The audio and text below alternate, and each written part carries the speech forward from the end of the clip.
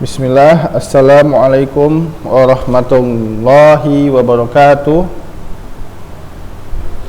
Alhamdulillah, wassalatu wassalam ala rasulillah wa ala alihi wa sahbihi wa man tabi'ahum bi ihsanin ila yaumiddin. Amma ba'du.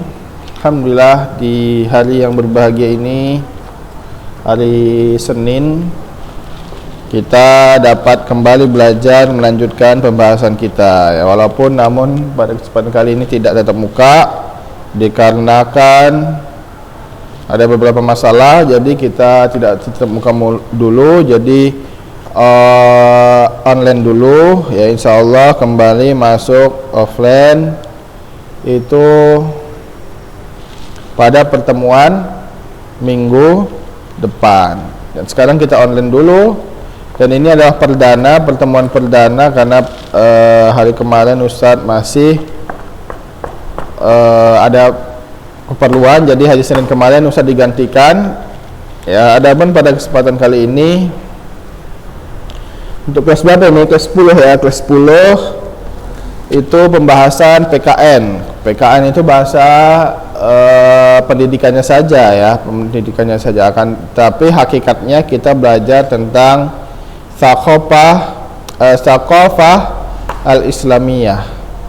Thaqafah al-Islamiyah. Thaqafah itu adalah wawasan. Islamiyah tentang Islam, jadi wawasan keislaman, itu namanya Thaqafah Islamiyah. Jadi kita pada ini tentang PKN. PKN itu juga menambah wawasan tentang sosial, tentang toleransi, tentang agama Indonesia, tentang negara Indonesia, ya, tentang hukum-hukum Indonesia. Nah, pun ada pengetahuan atau wawasan yang lebih penting, yaitu tentang Islam. Berarti dia Thaqafah Islamiyah. Berarti kita yang akan kita pelajari pada kesempatan kali ini.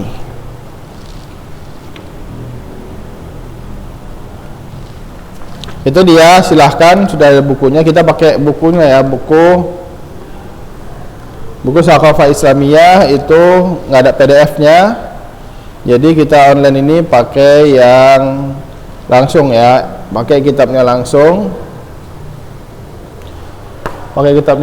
PDF, nggak pakai PDF, kita langsung pakai buku fisik. Jadi insya Allah semua harus ada bukunya untuk belajar ini, jadi harus ada bukunya.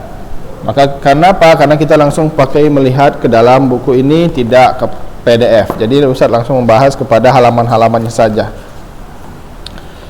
Buka bukunya halaman 131. Kenapa 131? Maksudnya ini langsung halaman pertama 131, karena pada hakikatnya buku ini adalah potongan dari buku yang lebih tebal, kemudian diambil tentang Thaqafah Islamiyahnya saja. Jadi langsung mulai kepada halaman 131, ini dia langsung halaman pertama, langsung halaman 131 ya.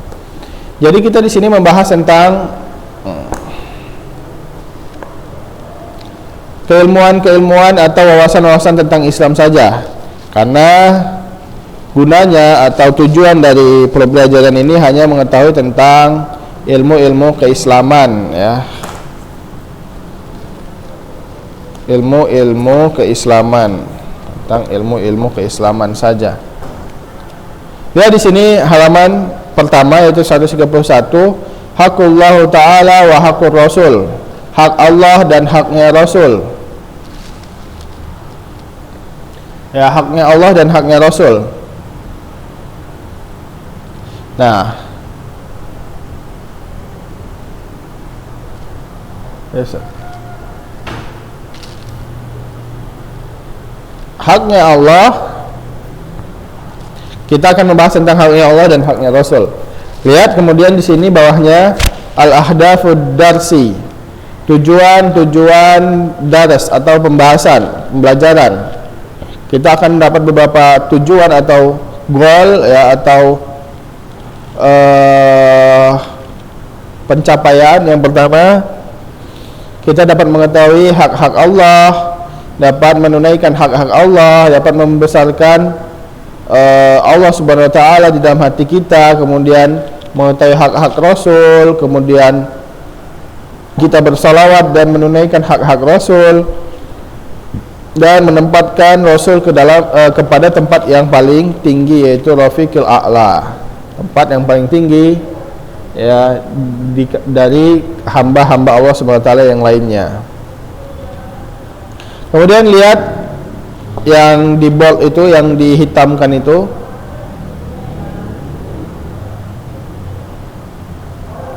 manil ladzi ta'taqidu anna lahum haqqan 'alaika. Siapa yang kita percaya bahwasanya dia mempunyai hak dari kita, yaitu yang paling utama, yaitu hanya dua ini, yaitu Allah dan Rasulnya. Allah mempunyai hak atas kita, Rasul mempunyai hak atas kita. Maksudnya ini kewajiban. Jadi kita mempunyai kewajiban yang harus kita tunaikan kepada Allah dan Rasulnya. Yang mana yang paling besar haknya, yaitu pasti hak Allah terlebih dahulu, baru kemudian hak Nabi Muhammad sallallahu alaihi wasallam. Ya, inna haqqullah ta'ala wa haqqu rasuluhu huma a'zamul huquq 'alal muslim.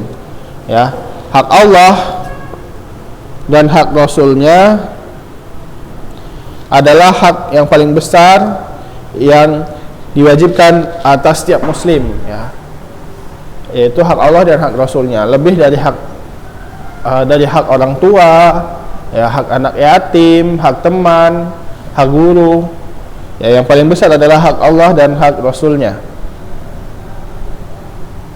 Dan akan tapi apa itu hak Allah dan hak Rasulnya, kita harus mengetahui dulu. Yang pertama, lihat di sini ada bagannya, kotak-kotak, yaitu hak Allah, yaitu beriman kepada Allah. Jadi diwajibkan kita untuk beriman kepada Allah. Kalau nggak beriman berarti dia tidak menunaikan hak Allah yang paling besar, berarti dia syirik dan tidak bisa masuk surga nantinya. Kemudian beribadah kepada Allah, kemudian mencintai, kemudian takut kepada Allah, kemudian berharap hanya kepada Allah, kemudian bersyukur hanya kepada Allah. Itulah dia hak-hak Allah, ya.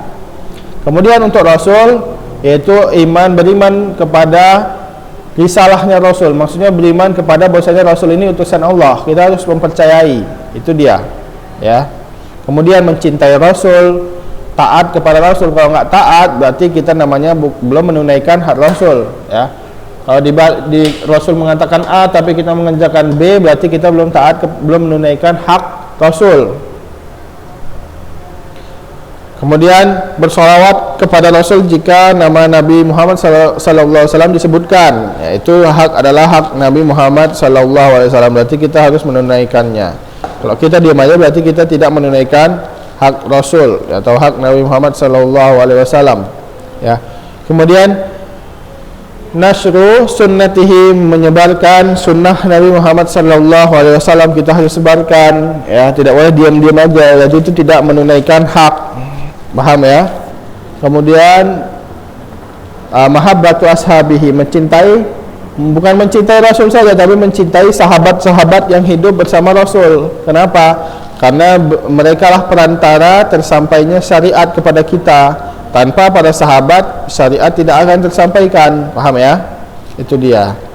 Jadi kita harus mencintai para sahabat, yang nggak boleh mencela para sahabat, ya, nggak boleh mengungkit-ungkit permasalahan sahabat, dan seterusnya. Paham, ya?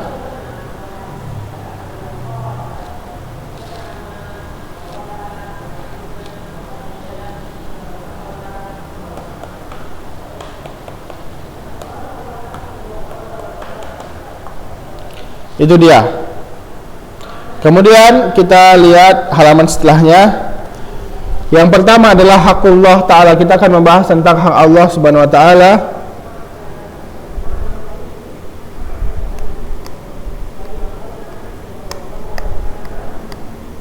Ya, hak Allah subhanahu wa ta'ala yaitu adalah hak yang paling besar dan paling utama, ya, yang harus kita perhatikan,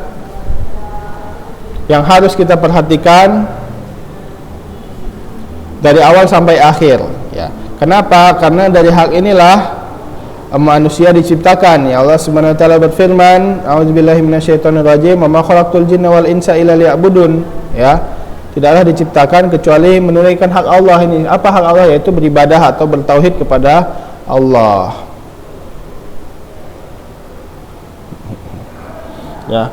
Dan semua nikmat itu adalah disebabkan karena untuk kita bisa mudah menunaikan hak Allah. Ya.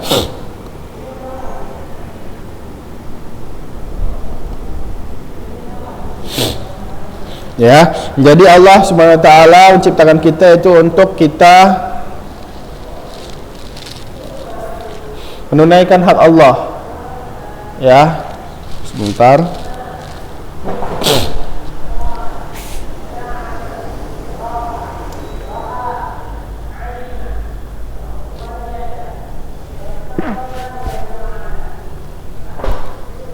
Menunaikan hak Allah, bukan karena Allah butuh kepada kita maka menciptakan kita, tidak, ya. Wa ma khalaqtul jinna wal insa illa liya'budun ma uridu minhum min rizqi wa ma uridu ayyut'imun, ya. Allah tidak meminta kepada mereka rezeki dan tidak minta makan kepada mereka, bahkan Allah tidak membutuhkan makan dan minum, ya. Allah Maha perkasa dan tidak membutuhkan apapun selainnya. Itu dia. Akan tapi untuk apa? Untuk kita menunaikan hak Allah, yaitu beribadah, ya, atas diciptakannya kita, ibadah kepada Sang Pencipta yaitu Allah Subhanahu wa taala. Ya. Yang pertama adalah tauhiduhu wa zalika bi an nu'min, ya. Maksudnya itu yang pertama haknya adalah bertauhid kepada Allah. Tauhid itu apa? Bukan sekedar menyembah. Kalau kita menyembah Allah kemudian menyembah Tuhan yang lain, itu kita belum bertauhid. Kalau tauhid itu dia menyembah Allah dan tidak menyembah yang lain, ya, hanya kepada Allah saja, itu dia namanya tauhid. Sesuai dengan tempatnya, Ustaz, ya? Iya. Iya.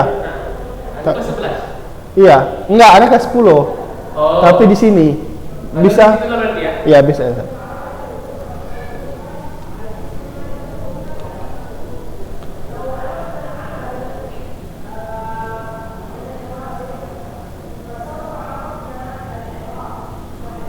Kita lanjutkan.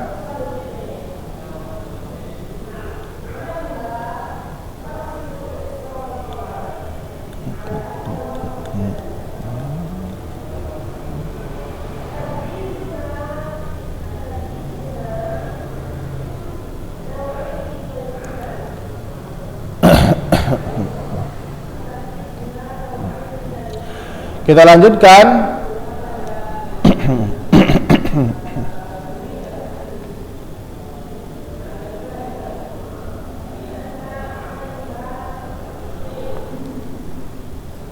Sampai jam berapa kita?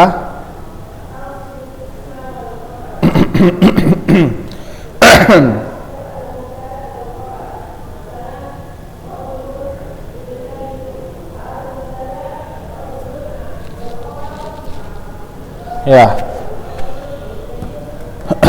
Kita lanjutkan sedikit. Bahwasanya kita harus bertauhid kepada Allah, yaitu apa? Yaitu kita meyakini bahwasanya Allah Subhanahu wa taala adalah Sang Pencipta dan Sang Pemberi rezeki kita. Kita harus meyakini bahwasanya Allah yang menghidupkan, kemudian Allah yang mematikan kita, ya, kemudian Allah yang berhak diibadahi, tidak ada yang bisa menyekutukan Allah, tidak ada yang bisa menyerupai Allah, tidak ada yang bisa menyamai Allah, ya.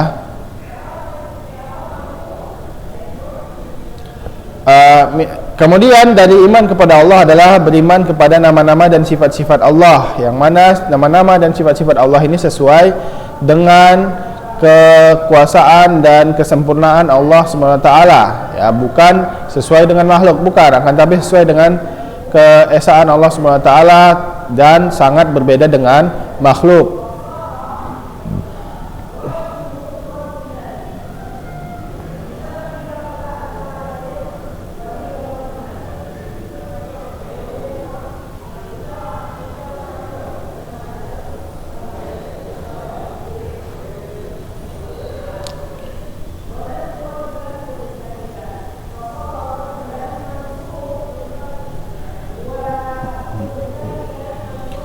min ghairi ta'wil wala ta'til, ya, tanpa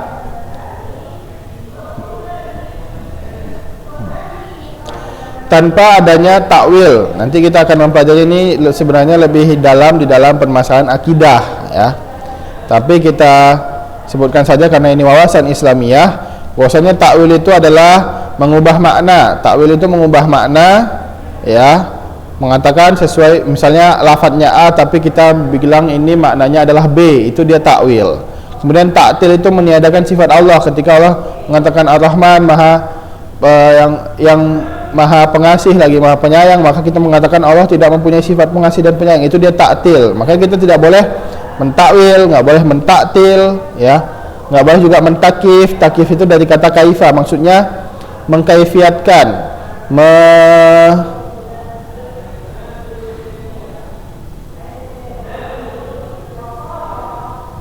mengadakan, mengkaifiatkan maksudnya membagaimanakan, mendeskripsikan. Itu kita nggak boleh sifat-sifat Allah mendeskripsikannya, nggak boleh kita mendeskripsikannya, nggak boleh juga mentamsil atau menyamakan sifat Allah dengan sifat makhluk. Itu kita sangat tidak boleh, ya. Itu dia. Kemudian ibadah kepada Allah semata, yaitu ibadah berarti adalah tazallul wal khudu, ya. Tazallul wal khudu', ya, dari sisi ibadahnya itu adalah tazallul dan khudu', yaitu tunduk dan khudu'. Khudu' itu merendahkan diri, ya. Tazallul itu merendahkan diri, khudu' itu tunduk, ya.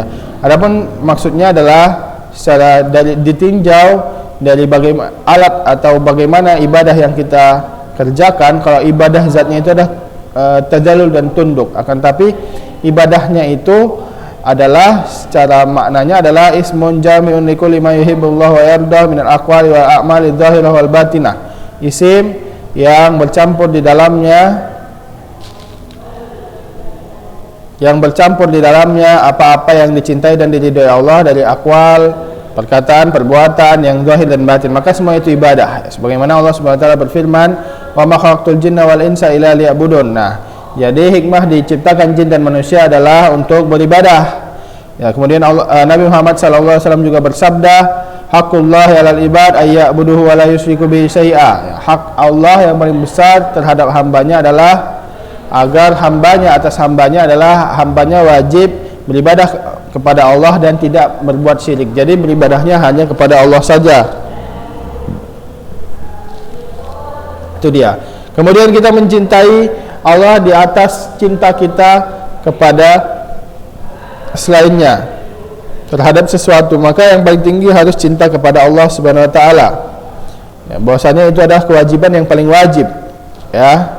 Dan iman tidak akan sempurna kecuali kita harus mencintai Allah Subhanahu wa taala terlebih dahulu. Sebagaimana Allah Subhanahu wa taala berfirman, "Wa minan nasi may yattakhidhu min dunillahi andada yuhibbunahum ka hubbillah walladzina amanu asyaddu hubban lillah." Dan dari manusia ada yang menjadikan kepada menjadikan selain Allah itu sebagai musuh-musuh yang mana atau sekutu-sekutu bagi Allah, yang mana mereka mencintai Allah sebagaimana mencintai sekutu-sekutu itu sebagaimana mencintai Allah. Maka ini tidak boleh, ya. Yang harus adalah mencintai Allah semata saja. Adapun cinta yang lainnya itu adalah cinta tabiat. Kalau kita cinta tanpa merendahkan diri dan pengagungan, maka itu cinta yang tabii. Kalau kita merendahkan diri, baru kita cinta yang ibadah, ya.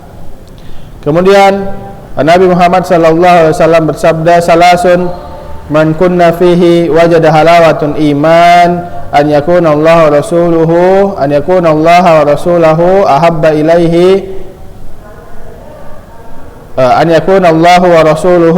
ilaihi mimma siwahuma."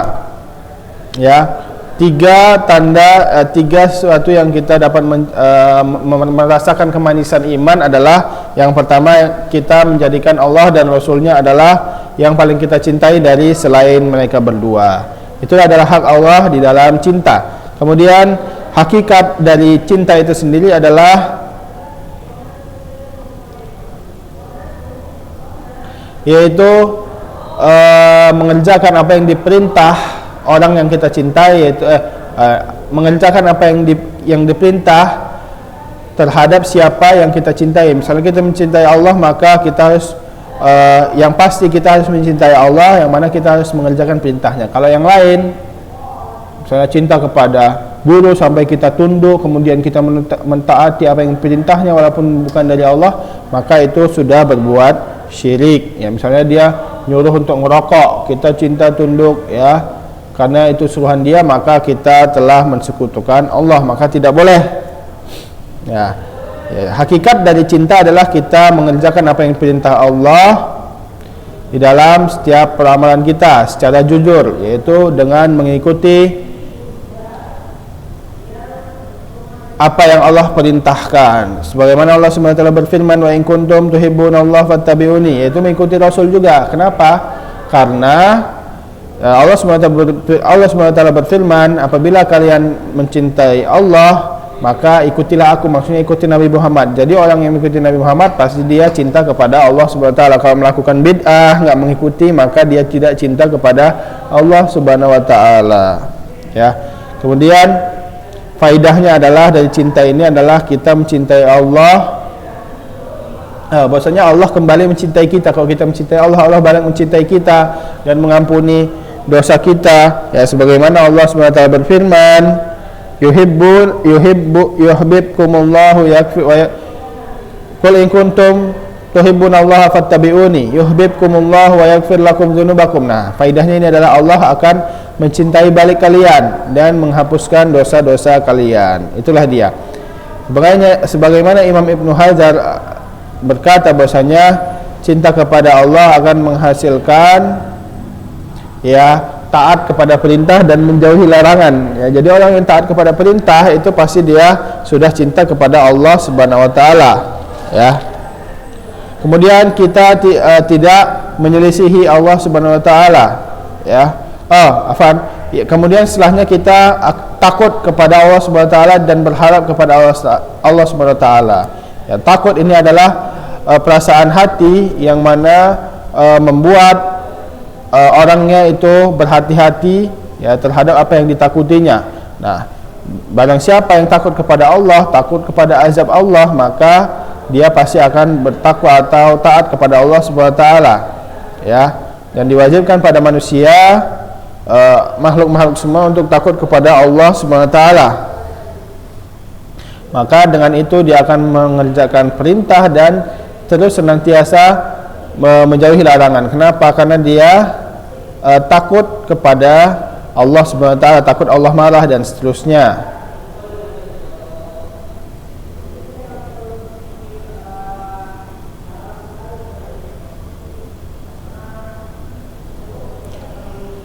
Ya, barang siapa yang takut kepada Allah di dunia, maka dia akan aman kepada Allah di dunia. Barang siapa yang takut kepada Allah di dunia, maka dia akan aman di akhirat, sebagaimana Allah Subhanahu wa taala berfirman, "Waliman khafa maqama rabbih jannatan." Ya. Dan barang siapa dan bagi siapa yang takut kepada Rabb mereka, maka dia akan diberikan 2 surga. Ya. Kemudian Allah Subhanahu wa taala berfirman, "Wa amma man khafa maqama rabbih wa nahan nafsa 'anil hawa, fa innal jannata hiyal ma'wa."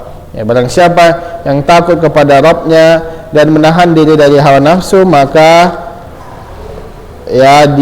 surga adalah tempat kembalinya, ya. Akan tapi wa amma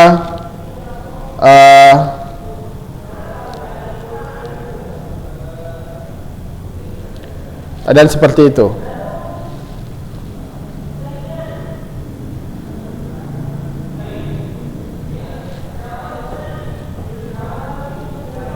Kemudian roja, yaitu adalah berharap kepada Allah Subhanahu wa taala,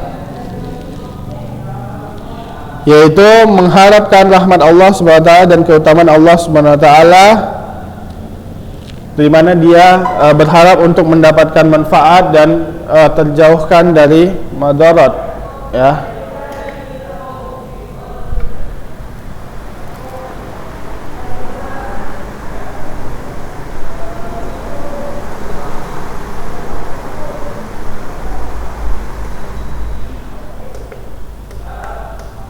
Sebentar.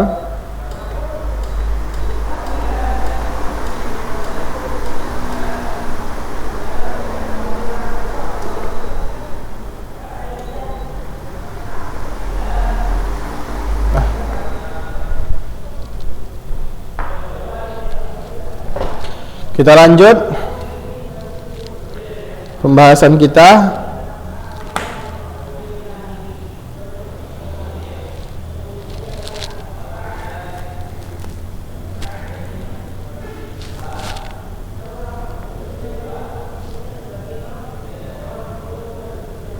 Dan kita harus untuk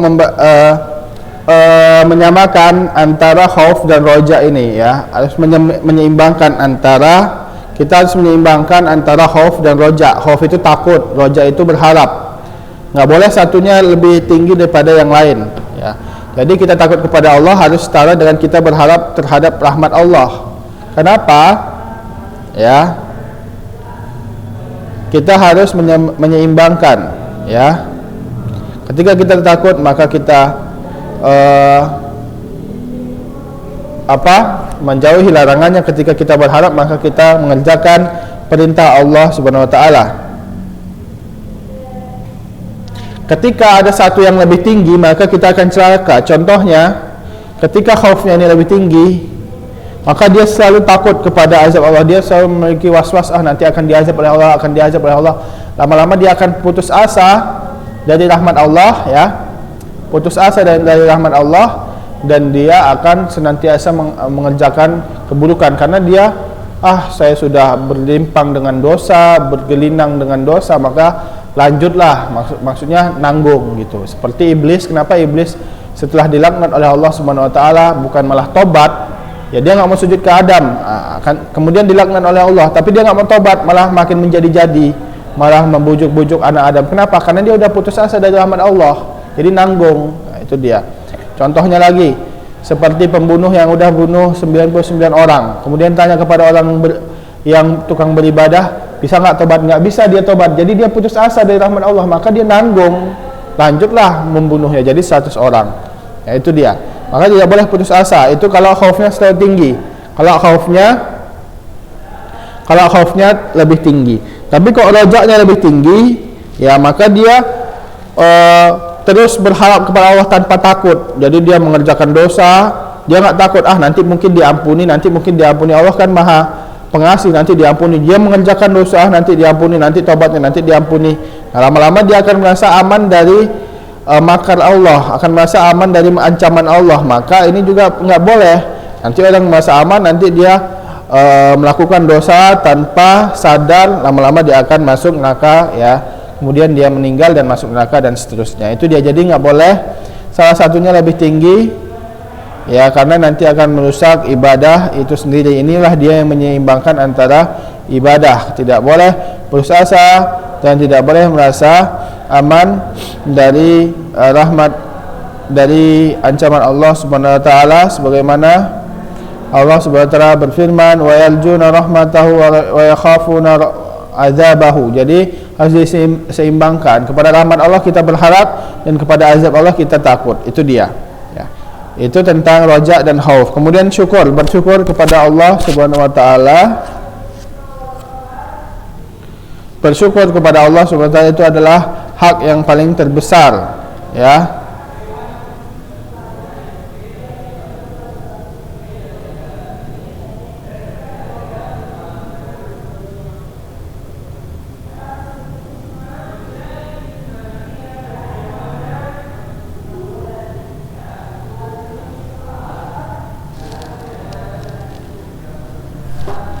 Adalah hak yang paling syukur itu salah satu hak yang paling terbesar. Ya, kemudian lihat min azamil huquqillah wa syukruhu, dari hak-hak Allah yang terbesar adalah syukur, ada bersyukur kepada Allah Subhanahu wa taala atas semua nikmat. Kita hidup semua itu karena nikmat Allah Subhanahu wa taala. Ya, kita hidup ini semua adalah karena nikmat Allah Subhanahu wa taala yang memberikan kita nikmat, baik itu di dalam tubuh kita maupun di luar, semuanya adalah nikmat dari Allah Subhanahu wa taala. Sebagaimana Allah Subhanahu wa taala telah memerintahkan untuk bersyukur kepadanya, dan melarang kita untuk sombong, sebagaimana Allah Subhanahu wa taala berfirman, "Washkuruli wa la takfurun," dan bersyukurlah kepada aku dan janganlah kalian malah kafir dan sombong. Nah, itu dia, kita harus bersyukur. Kalau udah bersyukur pasti dia taat kepada Allah Subhanahu wa taala. Kemudian apa maksudnya syukur adalah zuhurul asal nikmatillah anil lisan abdahu lisan abdihi bisinai alaihi wa i'tirafi bi nikmatihi. Syukur adalah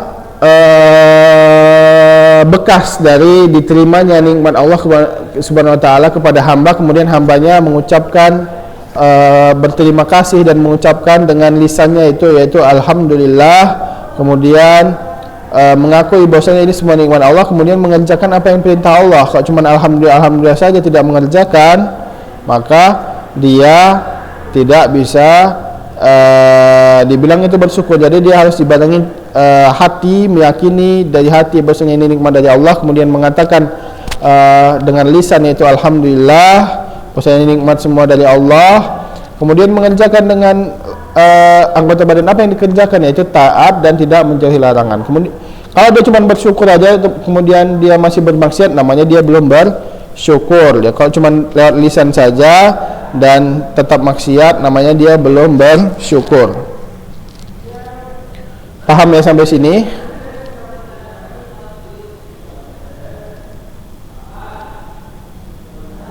Ya, insyaallah paham lah.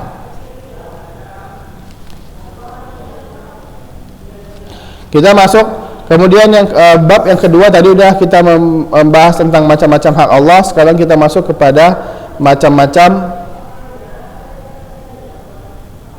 hak Rasulullah. Kenapa? Karena Rasul adalah afdalul khalqi lillah. Ya, Rasul adalah afdalul khalqillah.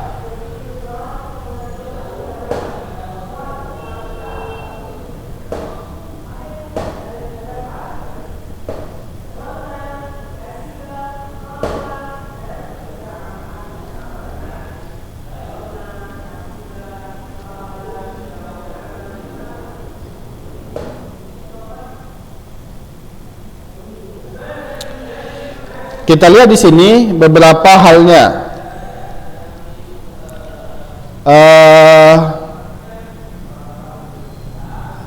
Hak Rasulullah sallallahu alaihi wasallam, bahwasanya kita meyakini bahwasanya Rasulullah adalah afdal khalqi. Ya, afdal khalqi itu apa? Hak yang paling adalah makhluk yang paling afdal, yang paling mempunyai fadilah yang paling tinggi, yang paling sempurna dan seterusnya, itulah dia Rasulullah, ya. Yang mana beliau adalah Sayyidul Waladul Adam, ya, pemimpin dari anak-anak Adam. Ya, kita lah ini anak-anak Adam, ya. Dan sahibur manzilatur ar-rafi'ah wal maqamul mahmudah, yang mana Nabi Muhammad ini mempunyai manzilah yang tinggi dan yang terpuji, yaitu adalah beliau Nabi Muhammad SAW, tempat yang terpuji dan paling tinggi, yaitu maqam al-mahmudah, kemudian manzilah rafi'ah, sebagaimana beliau bersabda fir rafiqil a'la, di tempat yang paling tinggi. Atau kita berdoa ketika setelah azan, yaitu Allahumma rabbi hazihi da'wati tamah wa sholatul qaimah, ya. Kemudian dilanjutkan maqam mahmudah, itu dia.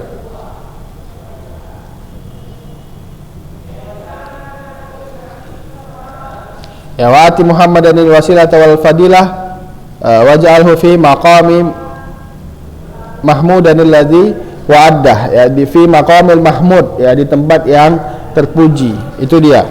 Kita harus mengakui itu bahwasanya Rasulullah adalah yang paling afdal, ya, dari seluruh umat, yang diberikan Allah Subhanahu wa taala hidayah Islam dan memberikan kepada para umatnya, ya, diberikan risalah yaitu kerasulan, ya, sebagaimana Nabi Muhammad SAW sangat menginginkan umatnya untuk berada di dalam ketaatan kepada Allah Subhanahu wa taala, sebagaimana Allah Subhanahu wa taala berfirman, la'allaka bakhi'un nafsaka la'allaka bakhi'un nafsaka alla yakunu mu'minin, ya. ya, dan kamu akan menjadikan ya bakhun nafsaka, menjadikan dirimu yaitu tidak untuk orang-orang mukmin, akan tapi berbuat baik hanya kepada orang mukmin dan tidak untuk orang-orang kafir. Maksudnya harus mengingkari orang-orang kafir itu sendiri.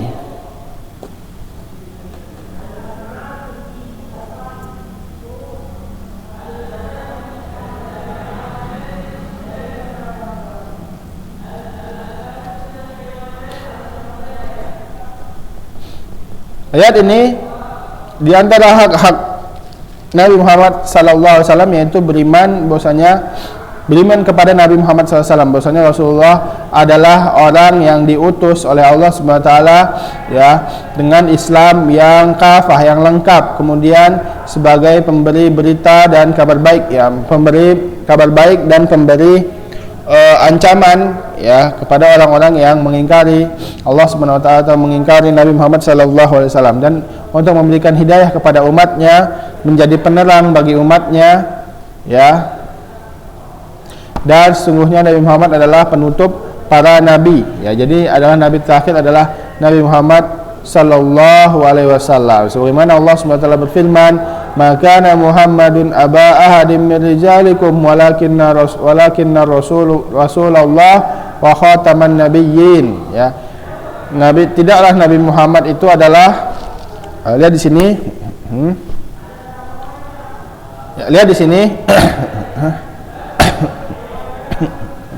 Nabi Muhammad bukanlah salah seorang bapak dari kalian, akan tapi Nabi Muhammad adalah seorang utusan Allah Subhanahu wa taala dan penutup para nabi. Itu jelas-jelas disebutkan di dalam Al-Qur'an. Kemudian yang kedua hak Nabi Muhammad sallallahu alaihi wasallam adalah mencintai Nabi Muhammad sallallahu alaihi wasallam dari selainnya. Sebagaimana Nabi Muhammad sallallahu alaihi wasallam bersabda, la yu'minu ahadukum hatta akuna ahabba ilaihi min waladihi wa walidihi wan nasi ajma'in. Jadi dia harus lebih mencintai Nabi Muhammad daripada orang-orang lain. Itu dia hakikat hak Nabi Muhammad harus yang paling dicintai ya.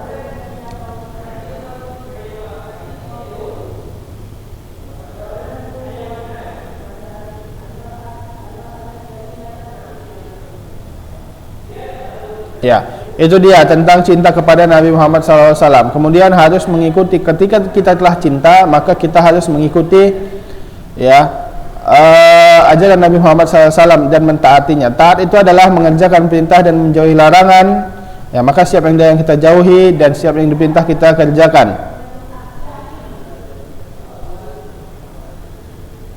Dan taat itu sudah diberikan hujjah oleh Allah Subhanahu wa taala, sebagaimana Allah Subhanahu wa taala berfirman, ya ayyuhalladzina amanu stajibu lillahi wa lil rasul iza da'akum yuhyikum.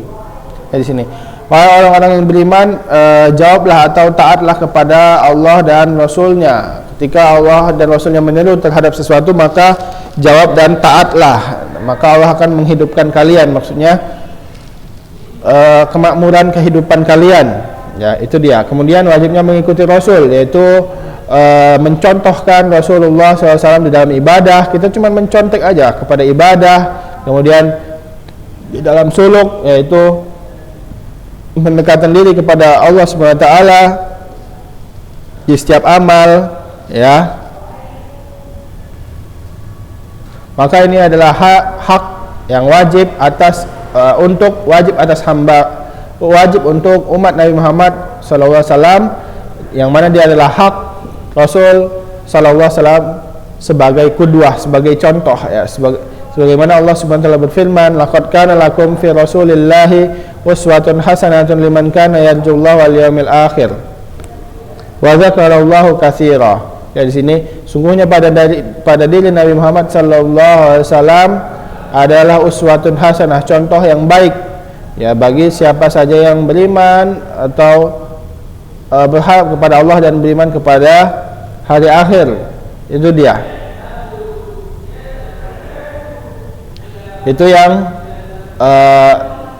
keempat.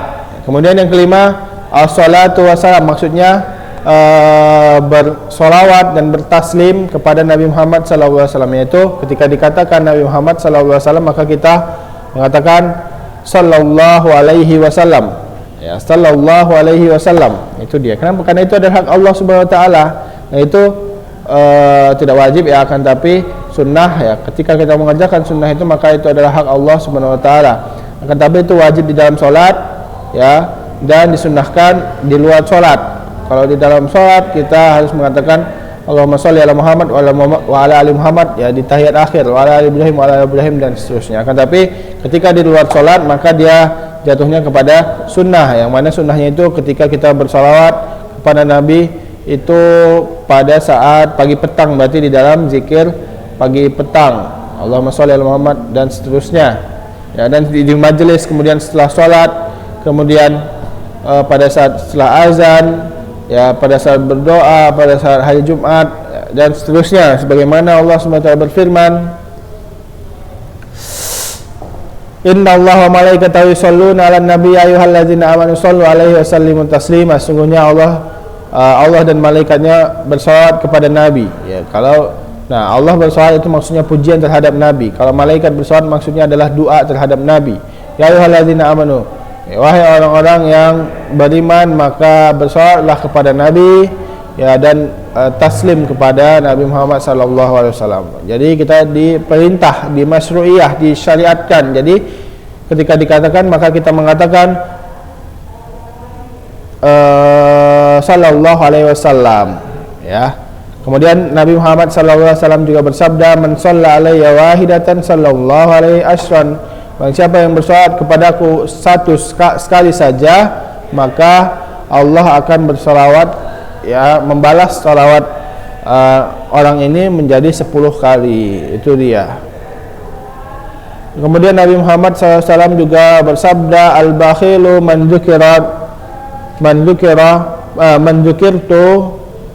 dzukirtu indahu falam yusalli alaihi. Orang-orang bakhil adalah ketika namaku disebutkan di pendengarannya atau di sekitarnya maka dia tidak bersalawat kepadaku, maka itu dikatakan bakhil. Itu dia.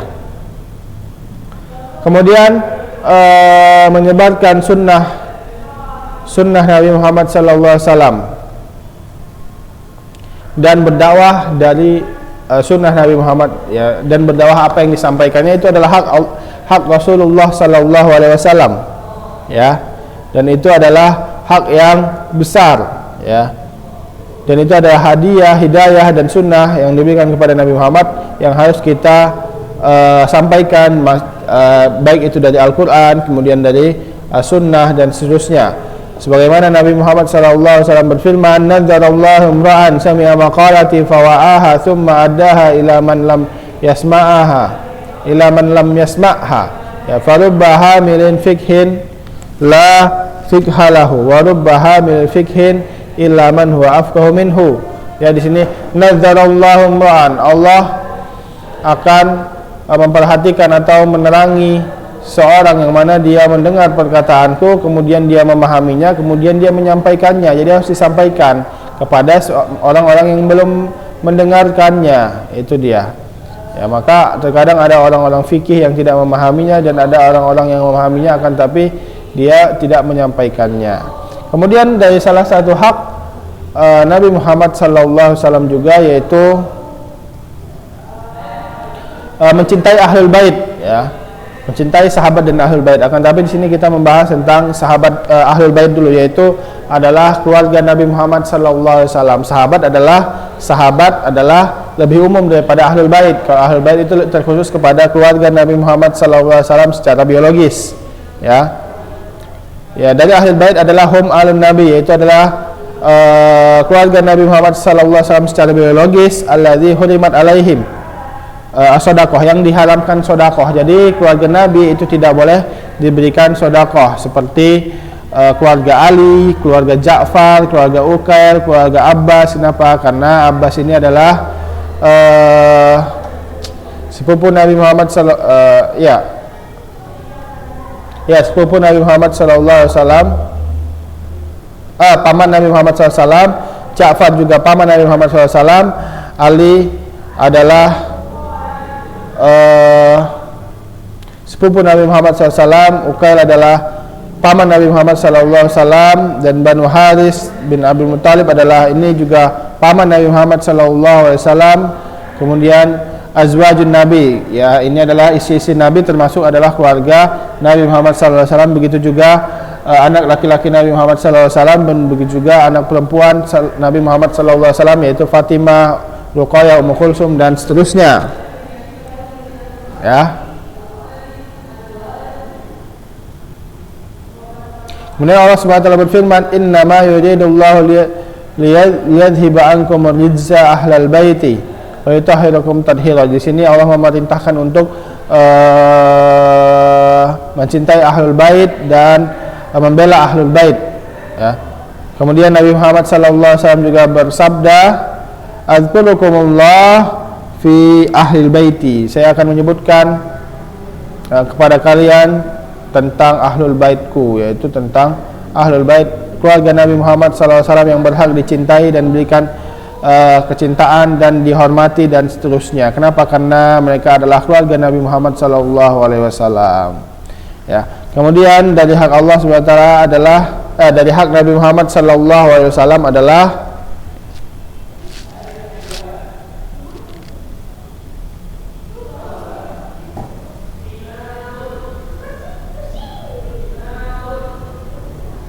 ya, di antara hak Nabi Muhammad SAW juga adalah ridho terhadap hukum dan syariatnya. Jadi ketika Nabi Muhammad menyampaikan syariat, kita nggak boleh menentang, ridho. Itu juga menetapkan sebuah hukum, kita nggak boleh menentang, tapi ridho. Sebagaimana Allah SWT berfirman, fala wa rabbika la yu'minuna hatta yuhaqqimuka fi ma shajara bainahum thumma la yajidu fi anfusihim harajan mimma qadaita wa yusallimu taslima. Maka demi Allah tidak akan ada yang beriman sampai hatta yuhakimuka fi ma saja, sampai mereka membelamu terhadap apa-apa yang bersengketa, orang-orang yang bersengketa di antara mereka, ya. Maka ini harus membela Nabi Muhammad, keluarga dan para sahabat Nabi Muhammad SAW, sampai tidak ada di dalam diri kita yaitu harajan, yaitu keberatan terhadap hukum-hukum Nabi Muhammad SAW, dan bertaslim atau berpasrah terhadap hukum dan syariat Nabi Muhammad SAW. Itu yang kesekian. Kemudian yang terakhir adalah mencintai, setelah tadi ahlul bait, sekarang adalah mencintai siapa? Sahabat Nabi Muhammad SAW, ya. Karena mencintai sahabat adalah suatu yang kewajiban, ya, dan haram untuk mencela, membenci, mencaci maki, mengungkit-ungkit kesalahan mereka. Itu sangat diharamkan terhadap para sahabat. Maka kita nggak boleh. Ketika dia melakukan itu, maka dia berdosa, ya. Karena kenapa? Karena mereka adalah pembawa agama yang menyampaikan dari Nabi Muhammad sampai ke kita sekarang. Kalau nggak ada mereka, nggak akan tersampai itu syariat Islam, ya. Karena Nabi nggak bisa menyampaikan kepada seorang pun, itu dia. Mereka adalah sahabat para Nabi. Lihat, mereka hidup bersama Nabi. Maka kita tidak boleh mencela mereka, karena mereka telah diberikan rezeki oleh Allah Subhanahu Wa Taala, yang mana mereka adalah sebaik-baik manusia, sebaik-baik umat, ya. Khairul quruni qarni summa ladzina yalunahum summa ladzina yalunahum. Maka kita tidak boleh membenci dan menghardik mereka, bahkan mencela mereka, bahkan zammuhum itu anarkis terhadap mereka, dan seterusnya.